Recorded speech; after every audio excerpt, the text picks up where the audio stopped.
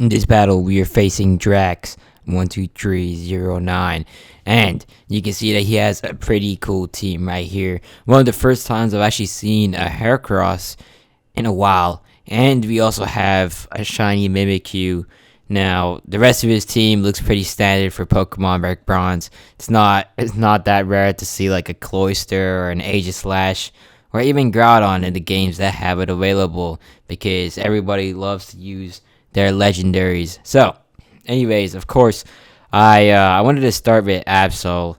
Not really any particular reason, but I do like to start with it because I try to get it in as much as I can. It's kind of hard to get in because of its defenses, so it doesn't really hurt to use it like that.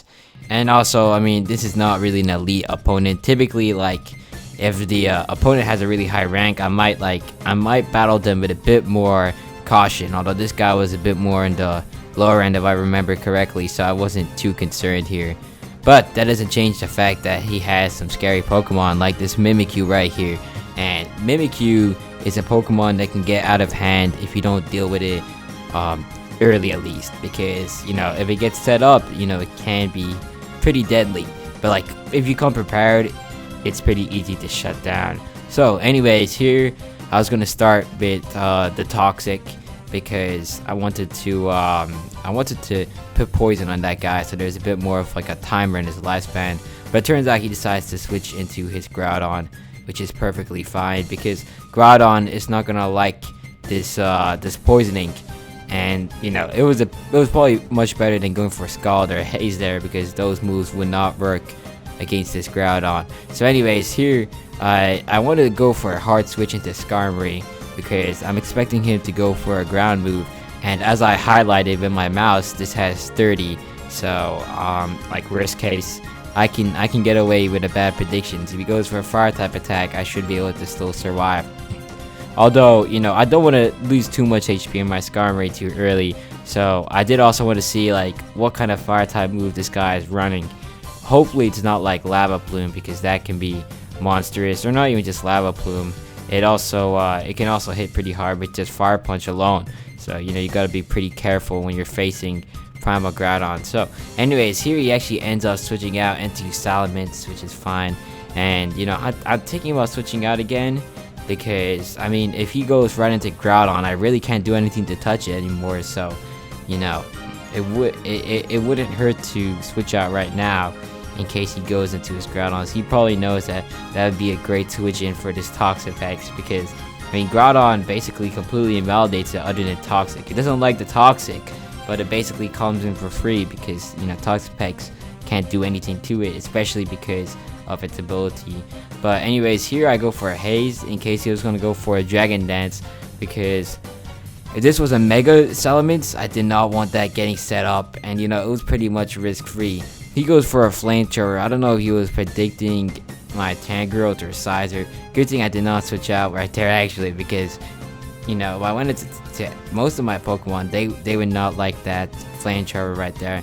And it is a bit tempting to go into Absol here, because Absol could get set up if he's running like a special Salamence, and this is not like really PvP trained. But it turns out he decides to switch out anyways and go into Groudon, which is too bad because my Scald is ineffective against it.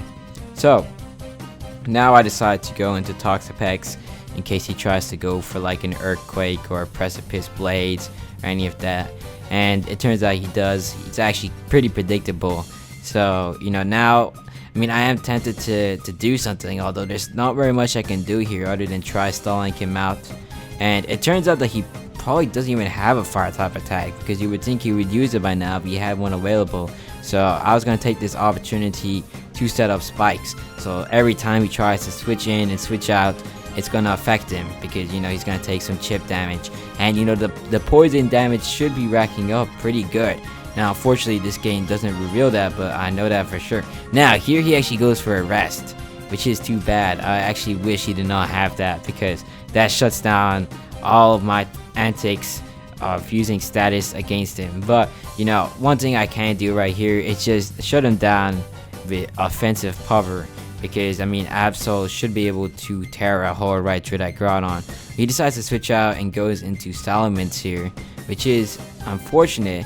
But in my opinion, this is not so bad because he revealed earlier that he doesn't even have a great moveset on this elements because he's running flamethrower. So this is probably like a playthrough Pokemon that hasn't been PvP trained. So I'm not too concerned about setting up here. So of course I want to go for our Sword stance. Now the Intimidate does suck quite a lot because we don't get the full 4 times attack, but it's not the worst issue.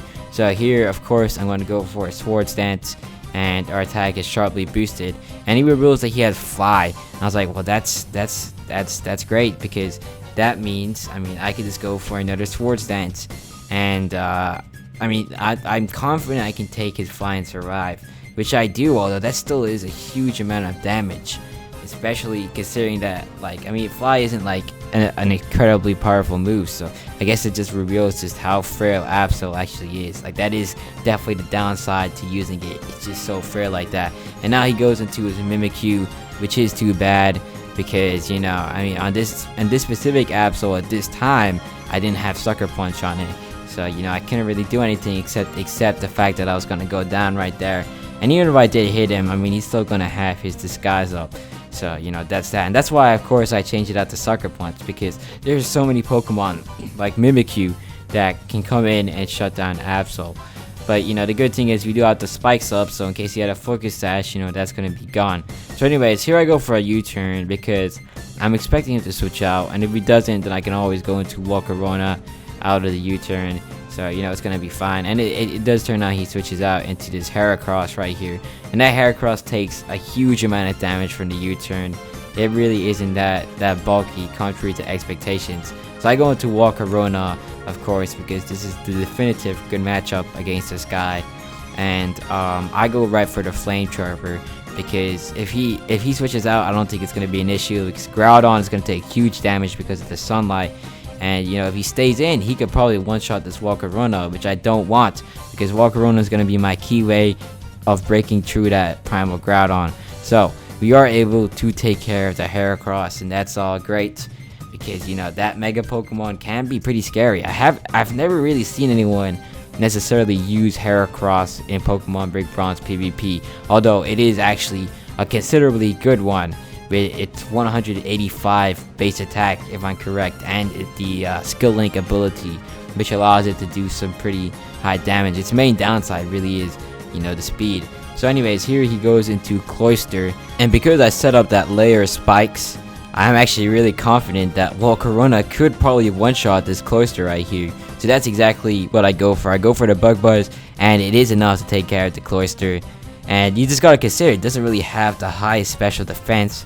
Most of the people running Cloyster are gonna be running attack and speed. So normally it's just a free KO, and I definitely wanted to take advantage of the spikes that I'd set up. Now he goes into Mimikyu, and that's not a big problem because Mimikyu really can't touch Volcarona. He can go for a Shadow Claw or Shadow Sneak, but I could do far more damage back to him. I have Flame Body, and his Play Rough doesn't do that much damage to me, and it turns out we actually end up getting the burn here, and I do get a bit greedy here. So I'm thinking, well, this would be a good time to set up, because if I do set up, I could probably take care of that Primal Groudon, and I don't really have too many other Pokemon on my team that can do anything to the Groudon, so it really does not hurt here to get myself set up. So I could just tear through it with Volcarona. So of course I'm going to follow up with another Quiver Dance, because I'm going to take advantage of this Mimikyu. It's basically set up fodder right here for this Volcarona. So I'm going to make use of that. And the only thing I do have to hope for is that he doesn't get a critical, so that could be scary. But the good thing is the poison damage is enough to, or the burn damage is enough to take care of the Mimikyu there. So that's no longer going to be a problem. Now he goes into Groudon, and I'm going to blast him with a Flamethrower. It might be a resisted attack, but because he set up the sun, it's going to do some really big damage. And Volcarona, once again, is a really hard hitter, so you can't sleep on it like that. Anyways, I follow up with a Bug Buzz there in case he tries to switch out into a fire type resist, and I may as well, as I know he's going to die to it. But that is enough to take care of the Groudon. Now he reveals his last Pokemon, which is Aegis Slash. The thing that he could do here is a shadow sneak, although even if he does, I'm pretty sure my Volcarona will live because it is reasonably bulky, and even if it goes down, I have Toxapex and Tangrowth and all those other Pokemon to take care of this. So luckily he doesn't have it, and he's finished off by a Flamethrower. So that right there is GG.